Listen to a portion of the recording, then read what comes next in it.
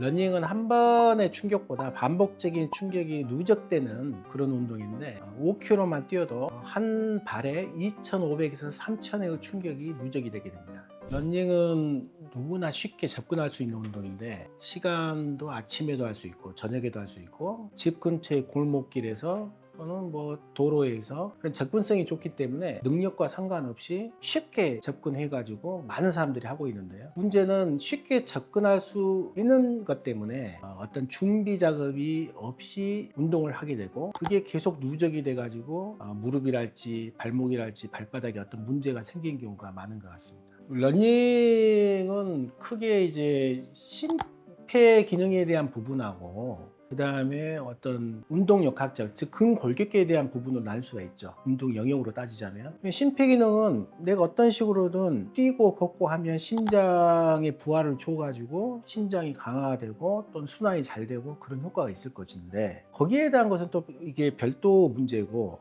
현재 사람들이 이제 부상을 입는 것은 이제 근골격계의 문제인데 되게 이제 다리로 이렇게 걷고 뛰는 동작이 실제적으로는 다리만 움직이는 게 아니라는 거죠. 무릎이 움직이고 고관절이 움직이고 고관절이 움직이기 위해서는 골반이 따라가야 되고 골반이 따라가려고 하면 몸통의 회전을 해야 되고 몸통의 회전은 반대편의 팔의 어떤 흔들림하고도 연관이 있고 이런 것들이 유기적으로 이렇게 돼가지고 그게 이루어지는데 어느 한 곳에 문제가 생기면 다른 곳에 부담을 주거나 움직임이 떨어지면서 역학적인 부분이 깨지고 얼라이먼트, 정렬 상태가 깨지면서 계속적으로 어떤 충격이나 어떤 손상이 누적이 되는 상황이 발생할 수가 있는 거죠. 중요한 건 그런 것 같아요. 내가 많이 뛰어가지고 뒤꿈치가 아파요 이렇게 오신 분들이 뒤꿈치로 땅에 계속 찧었으니까 그게 피로가 누적이 돼가지고 아파서 이건 참 쉽거든요. 근데 사실은 그러지 않은 게 훨씬 많습니다.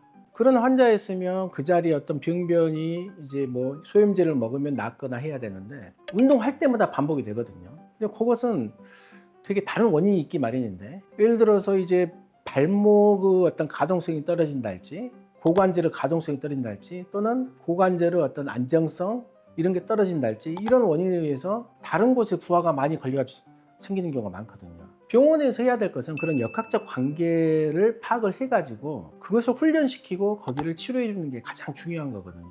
사실 뭐 아픈 곳, 뭐 무릎이 아프다, 많이 걸어서 쉬세요, 발바닥이 아파요, 많이 거기 충격이 많이 가서 그래요. 그것은 어떤 누구나 다 할 수 있는 거니까. 그래서 발바닥 같은 경우는 잘 아시는 이제 발바닥 근막에 족저근막의 단축이 원인이 될 수 있죠. 그게 두꺼워지고 또는 족저근막이 뒤꿈치에 붙는 부분이 부어 있거나 석회화가 돼 있거나 또는 뭐 조금 이렇게 찢어져 있는 경우도 있습니다. 근데 그것은 결과물이거든요. 거기에 힘이 걸린 이유는 폐굴이 잘 되지 않으면 발바닥이 당겨질 수밖에 없거든요.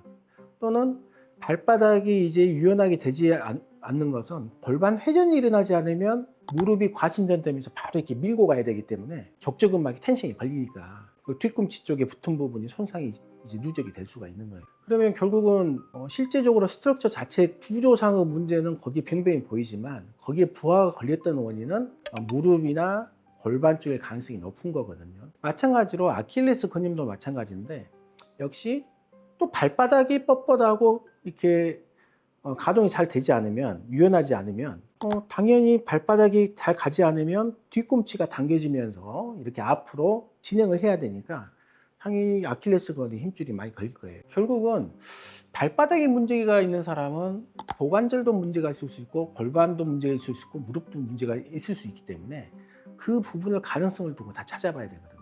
러닝 통증을 재활학적 관점으로 보면 단순히 어떤 자세가 나빠서 생긴 문제라고 보기는 힘들고 그 움직임의 패턴에 문제가 있는 거거든요.